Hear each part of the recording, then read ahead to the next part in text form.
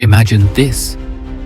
A lone warrior, wounded but undefeated, riding his last breath on a majestic horse, escaping an army 10 times larger. A king who would rather eat dry rotis in the jungle than bow down to an emperor. A legend whose very name sends shivers down the spine of history. Sounds unbelievable? Well, this is the story of Maharana Pratap. And in the next 7 minutes, you will witness an epic saga of bravery, strategy, and resilience that changed Indian history forever. But don't just take my word for it. Stay till the end and you'll see why even the great Chhatrapati Shivaji Maharaj looked up to Maharana Pratap as an inspiration. So hit that subscribe button now. Now let's dive into the world of swords, honor, and unbreakable willpower.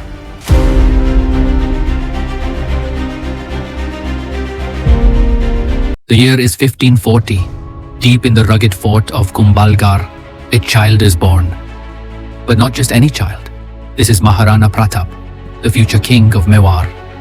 From the very beginning, he was different.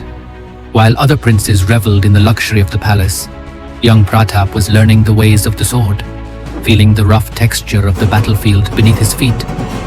Pratap was no ordinary child.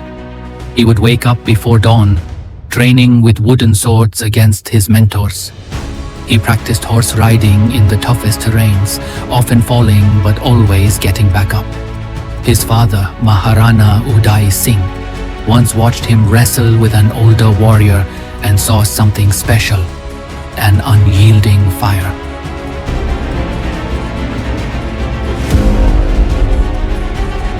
By the mid-1500s, Akbar had conquered a major chunk of India. His empire stretched far and wide, and at the heart of his strategic plans lay Mewar, a small but crucial kingdom. Why? Because Mewar was located on a vital trade route connecting Gujarat to Delhi. If Akbar could control Mewar, he could control a significant part of India's commerce and military movement.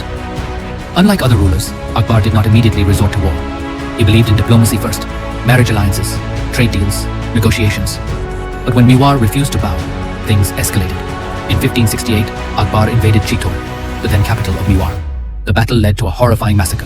40,000 people were killed, and thousands of Rajput women committed jawhar to protect their honor.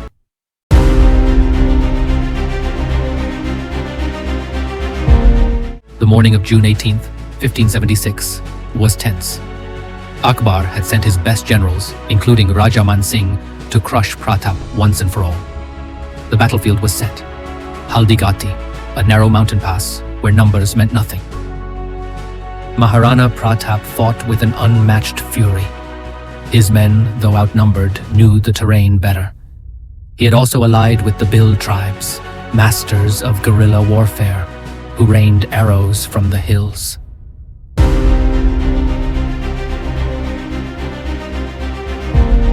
Amidst the chaos, Chetak reared up on his hind legs and placed his hooves on the trunk of Man Singh's war elephant.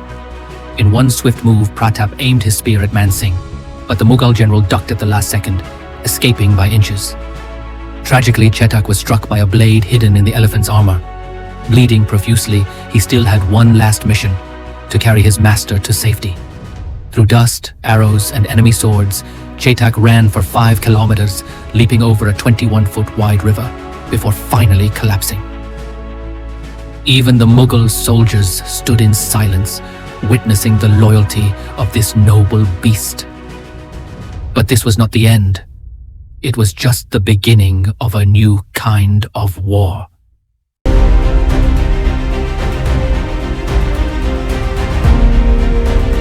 With no capital, no grand army, and no stronghold, Maharana Pratap turned to the only ally he had left: the Aravalli Mountains. He and his soldiers lived off the land, often surviving on wild berries and even grass during the harshest times. But Pratap was never alone. He walked among his people, disguised at times, listening to their pain, their struggles, and their unwavering loyalty to Mewar. With the help of Bhamasha, his loyal general, he received funds to rebuild his forces. These funds were not just gold and silver, but the collective contribution of the people who still believed in Pratap's fight for freedom. With this, he recruited new warriors, reforged weapons, and set up hidden training camps deep within the forests of Mewar. But battles are not won by numbers alone. Pratap transformed his army into a ghost force, one that would strike from the shadows and disappear into the mountains before the enemy could react. His warriors learned the art of silent movement, setting traps and blending into the landscape. They turned the forests into their stronghold and the night into their greatest ally. Maharana Pratap's forces started launching precise attacks, ambushing Mughal supply lines, burning down their stored grains and cutting off communication channels. These were not just random raids, they were part of a master plan to weaken Akbar's strongholds piece by piece.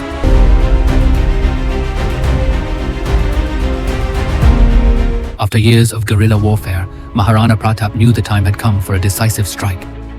The Mughal forces stationed in Mewar were strong, but overconfident. They believed that Pratap had been reduced to a mere fugitive, unaware that he had meticulously rebuilt his army in the shadows of the Aravalli Mountains. Pratap's spies gathered intelligence on Mughal movements, and his generals planned a multi-pronged attack that would hit the enemy where it hurt the most. As dawn broke over the battlefield of Dewair, the Rajput warriors stood poised like tigers ready to pounce. Unlike Haldi Ghati, this battle would be fought on Pratap's terms. His forces, well rested and highly motivated, had a singular objective: drive the Mughals out of Mewar for good. The first strike came swift and ruthless. Rajput archers rained down arrows on the Mughal outposts, creating panic. As the confused Mughal soldiers scrambled to respond, Pratap's cavalry charged through the gates, cutting down their ranks with fierce precision.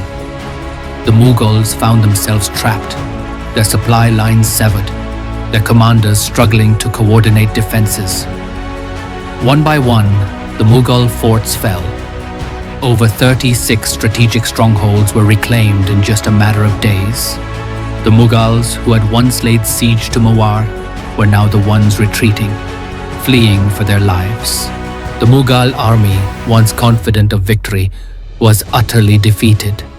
The great Emperor Akbar, for the first time, had no answer to Maharana Pratap's defiance. Mewar was free.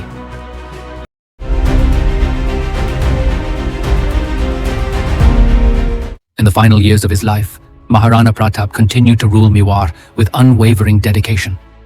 Despite constant struggles and battles, he never stopped fortifying his kingdom. However, years of relentless war and hardship had taken a toll on his health. His body, once unbreakable, now bore the weight of time and countless battles. In early 1597, while hunting in the forests of Shavand, he suffered a severe injury. Despite being advised to rest, he continued to oversee his kingdom's affairs. His health gradually deteriorated, and on January 19, 1597, Maharana Pratap, the Lion of Mewar, took his last breath. His final words were for his people, to never surrender and always protect their homeland. When Akbar received the news of Maharana Pratap's death, he was silent. A single tear rolled down his cheek. Though they had fought bitterly, even the great Mughal Emperor respected the Rajput king who never surrendered. Maharana Pratap's victories ensured that Mewar remained independent long after his passing.